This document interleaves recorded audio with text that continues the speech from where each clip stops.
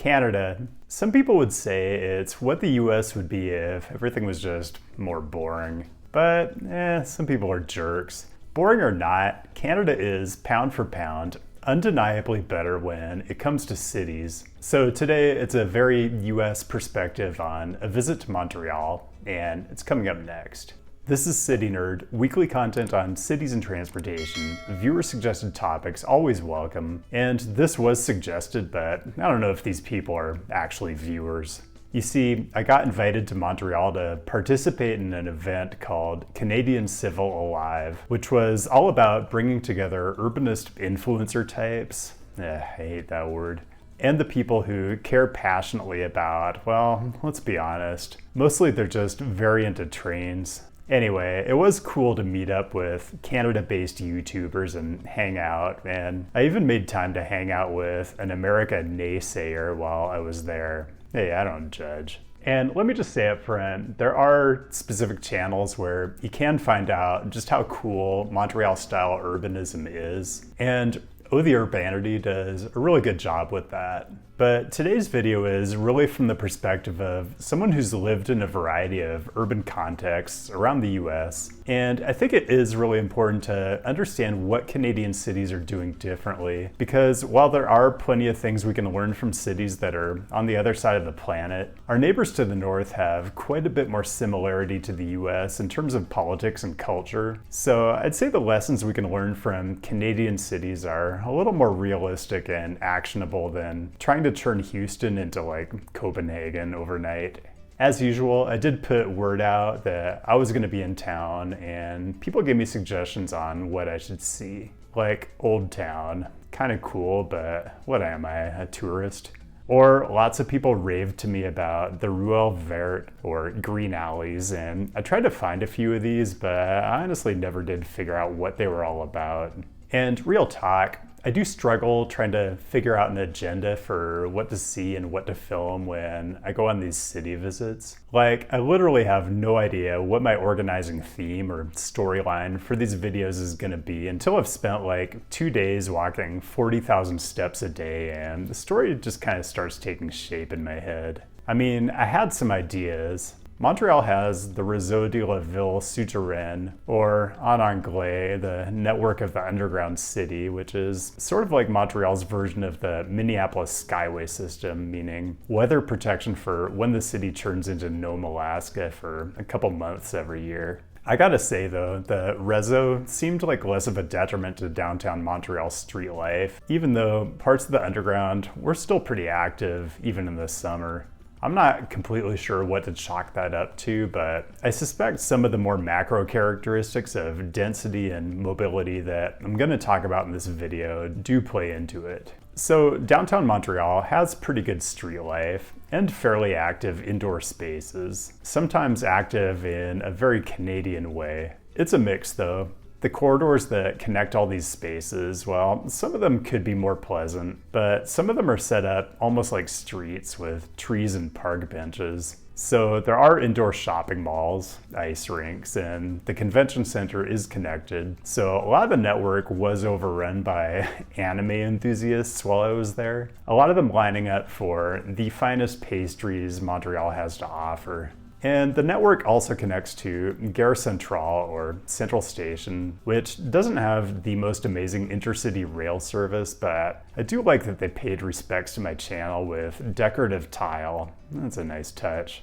Another important point about Central Montreal, while there were sometimes instructions on how to cross the street, I didn't see a single beg button anywhere, so I still don't understand what Minneapolis is doing. I mean, I did ultimately find beg buttons in Montreal, but I had to go out to the outer neighborhoods to see them. Anyway, the Réseau does connect pretty well to the various downtown metro stations, so let's talk about that. I'm not going to do a detailed explainer here because there are other channels out there that are good at it, but the frequencies are great, in my opinion, for a North American city of this size. It's got good real-time information on the platforms, advertising supported, I assume, including how crowded each of the cars on the next arriving train are, so you can fold that into your mental calculation of where you want to stand on the platform. The stations aren't always spectacular works of architecture, but they're generally functional and identifiable, and if brutalism wasn't having a moment already, maybe it should be. The bike access, also pretty good, but I'm not going to get into bikes quite yet. The wayfinding is functional, especially if your destination is an EDM festival or a Metallica show. They have like delis and shops inside the fare gates, which you don't see in every heavy rail system in North America and is useful if you suddenly find yourself famished at a transfer point. The train interiors, they're fine with lots of opportunities to advertise local delicacies. You know, I'm still not sold on pouring a bunch of goop on top of a food item that's supposed to be crispy, but I can highly recommend this delicacy if it's like 1 a.m. on a Saturday. So the metro is something that really supports the density and the bike and pedestrian friendliness of the city, but the actual network coverage isn't quite what it could be. And on that subject, let's talk about the thing that I got by far the most requests to go experience and film while I was in Montreal. And that's the Réseau Express Metropolitain, or REM Rim, which just opened a couple weeks ago. You guys, let's go back to Transportation 101 and understand that transportation is a derived demand. The need for transportation derives from your need to go to work or to school or to shop or just to go home. One does not ride trains just to ride trains. An automated light metro is not an amusement park ride, and the REM doesn't really go anywhere I care about going. So if you want FOMer train guy type content about this particular service, there are just other channels you can go watch. So did I ride it? Yeah, of course I did, and it was sweet. I mean, I did get just about as excited as I possibly can get about two-car trains that run in freeway medians. Really not my favorite kind of rail alignment, but the new rolling stock is just sick. Okay, let's get to something Montreal is doing really well, maybe better than any other large city in North America, and that's the bike network. One thing you can't help noticing if you spend even a few minutes in just about any inner neighborhood is there are just a lot of bikes and a lot of people on bikes. Let's talk about different parts of the network. There's the Réseau Express Velo, or Express Bike Network, the REV, which tend to be wide, protected facilities retrofitted onto some of the busier traffic streets. These are demarcated by thick blue lines, and they're great for making efficient connections between neighborhoods or, say, commuting downtown. It's kind of the bicycle highway idea you see in some other cities. London comes to mind. No, not Canadian London. Montreal has a great park system and a lot of waterways, even beaches, and the city has leveraged these natural features to build out a pretty good multi-use path system. It's maybe a little less efficient than the REV if you're really just trying to get from point A to point B, but some of the urban scenery is honestly pretty spectacular. So I suspect that a lot of the folks out here are just doing pure recreation, which is cool. There are no wrong reasons to get out on a bike. But honestly, and maybe this comes from having spent years biking in Portland, but my favorite part of Montreal's network is probably the quieter streets. I don't know, I always find it a bit less harried, more quiet, and just more time and space to take in everything around you and be a little more contemplative. I don't want to dwell on this too much, but this is Laurier Avenue in the north part of the Plateau area, and it's kind of a perfect balance of being a low traffic, low speed street that still has lots of commercial destinations. Would it be better if it was car free? Maybe. Probably, and I will get to car-free streets in a minute. But we cannot talk about biking in Montreal without talking about Bixi, which is kind of the original large-scale North American bike share system. I have to admit, I'm kind of a docked bike share skeptic. The pricing is always wonky, the stations aren't always easy to find, and sometimes when you do find one, it's either empty or the bikes that are there are defective. Or you're trying to return a bike somewhere and the station is full. And I always feel like it's a lot less trouble to just own your own bike in the first place if you live there. And it's just too much hassle to bother with if you're just visiting. Well, so full disclosure, a fellow YouTuber actually lent me a membership key for my whole stay. So I got to ride everywhere for free, but I have to admit, the station coverage was fantastic. They're clearly pretty well used by locals, and I just ended up having too much fun. I mean, what I meant to say is, transportation is a derived demand, and all my trips were purely utilitarian. Look, when I do these city visits, I try to focus on things that are different or exceptional about a city. And I think every major city on the continent did outdoor street seating, especially during COVID, but it seemed a little more widespread in Montreal than it does in other cities I've been to. I've got some theories as to why, but let's just acknowledge a pretty basic thing here, which is that that space clearly has a lot more value to these restaurants as additional tables than it does for the parking convenience of 1 or 2 cars. So let's go to the heart of this question, which is the abundance of car-free streets in Montreal. Most of these are only closed to vehicular traffic in the summer, so they literally take a lot of these apart in like September and then reconstruct them again in May. I'm not going to spend much time talking through the individual streets, but I'll put some information down in the description. I will just mention a couple. The most well-known and visited, probably Avenue Montreal and the Plateau. It's fine, just you do not have to all line up for bagels at the same place. Montreal has lots of good bagel places. Man, sometimes it feels like modern tourism is just completely algorithm driven. St. Catharines West, downtown, also popular with tourists. A little boring, but with free concerts. St. Catharines East, in the Village, very colorful, and as I walked through, it did occur to me that you don't see nearly enough mini golf on urban streets. Chinatown, the Latin Quarter, Rue Ontario in the Hochelaga neighborhood is kind of cool just because it has a bit more of a working class feel to it. Also, the neighborhood is home to Montreal's largest combat Nerf arena, so you're probably going to come here regardless. And before I leave pedestrian-only streets, I have to mention Marché Jean Talon, which did make my top 10 public markets in North America list, and I have to say, something that's really gratifying is when there's a place you've spent lots of time admiring in street view, and when you finally get to go visit it in person, it meets or exceeds expectations. Super cool spot, great neighborhood. There are honestly way too many open streets to even name here, and what I'll probably do is put bonus material up on like Patreon or Nebula because I've got so much cool footage. But what I really like about this kind of temporary or pilot treatment is it gives people a taste and sort of a gateway to more permanent changes. And yeah, this is foreshadowing something I'm going to talk about more near the end of the video. Okay, so I feel like I'm gushing about Montreal a little too much, so let's take it down a notch. This is the town of Mount Royal, which is a weird subdivision featuring something you don't see too much of in Montreal proper. Big single-family homes with lots of cars.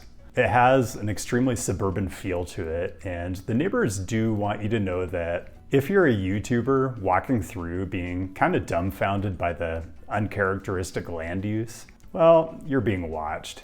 The whole thing is designed to be hard to get into, to make you feel a bit uncomfortable if you don't live there, and you sort of have to know your way around to get out.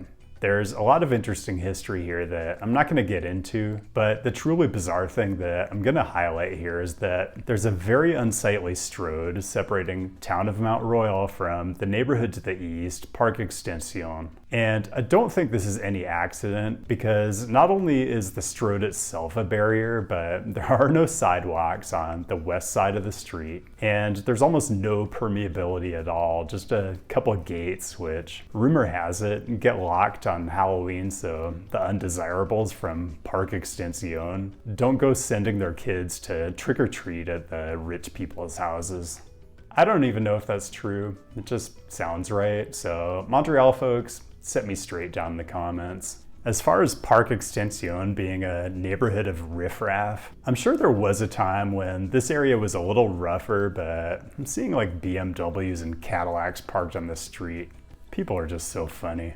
Okay, in a minute I'm going to get to my bigger takeaways on what I saw in Montreal and what I think US cities can learn from it. But first, brief reminder to do all the stuff that you would usually do to goose the algo if you're enjoying today's content. Connect on the apps and consider supporting directly on Patreon if you enjoy these city visits, which are not inexpensive to produce. Besides being a format where I can talk about the things that make cities unique and interesting, these are kind of meant to be urbanist travelogues focusing on the types of things I look for and get excited about when I visit a city, and I hope you're all getting value out of them. Okay, so if there's a primary theme to this channel, it's that we should be making more urbanism more affordable and more accessible to more people. The fact that you almost always have to pay a lot to live in a place that's walkable, bikeable, and transit-rich is about as strong evidence as there is that there's a serious undersupply of great urbanism in North America. So I'm not going to harp on urbanism for the rich the way I did in my Miami video. It doesn't seem as stark of an issue here, but keep it in mind as we talk through the rest of this. Again, I don't want to leave the impression that Montreal is some sort of urbanist paradise. Are there stroads? Sure. Even downtown? Yeah, definitely. I mean, this is still North America. Are there urban freeways that create loud, noxious barriers between communities and make it hard to walk and bike in certain parts of the city? Yeah, of course there are. What do you think this is, Vancouver, BC? The thing that really sets Montreal apart, though, especially for a city this size, is the housing. People are always talking about the missing middle, like housing densities that are somewhere between single-family subdivisions and clusters of high-rises, because it's something that's lacking in most US and Canadian cities. But it seems like nearly everything in Montreal is middle housing. It certainly isn't missing in any case. So is it the plethora of medium and high density neighborhoods supporting walking, biking, and transit that makes Montreal great? Or is it the other way around and all the travel options support dense housing? The answer is yes. Vibrant street life, feelings of safety and security, strength in numbers when it comes to biking, the perception of walkability. Good urbanism is a dynamic relationship between different parts, and it's the decision makers and planners' job to figure out how to encourage that virtuous cycle and keep the flywheel spinning. Let's finish this by going to Rue Wellington in the Verdun neighborhood, recently named the coolest street in the world by Time Out magazine. That's the kiss of death. Maybe an overstatement, but it is great, especially when there are no cars on it. A mix of streetcar-era housing and storefronts, like a very old school idea of mixed use. People walking, rolling, biking, all mixing together in a pretty civilized way.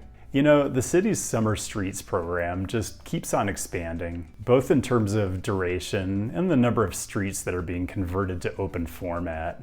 In a way, it's urbanism as a sort of virus, but the good kind of virus where it spreads from neighborhood to neighborhood, actually introducing benefits that didn't exist before. And I'm sort of speaking metaphorically here, but what I think literally happens is business owners on streets that aren't car-free see the kind of activity that's happening on the streets that are, and they want in on it. So Montreal's got traction on this in a way probably no US city has. In the US, businesses and neighborhood associations will rage at community meetings if there's a proposal to remove like 2 parking spaces. In Montreal, instead you get complaints that open streets make the rent go up because demand to be in those places goes through the roof. Look, I realize running a small business isn't easy and change is scary, but look at this. It's no wonder there's a move afoot to make Wellington car-free year-round. So all these things that seem like they'd be radical changes in most North American cities, why do they happen in Montreal? Well, I'm no expert on Quebec culture and politics, but walking and biking around the city, the sense you get is we're just going to do things differently from everyone else on principle because we might share a continent with you, or we might even share the same country as you, but we're not the same as you.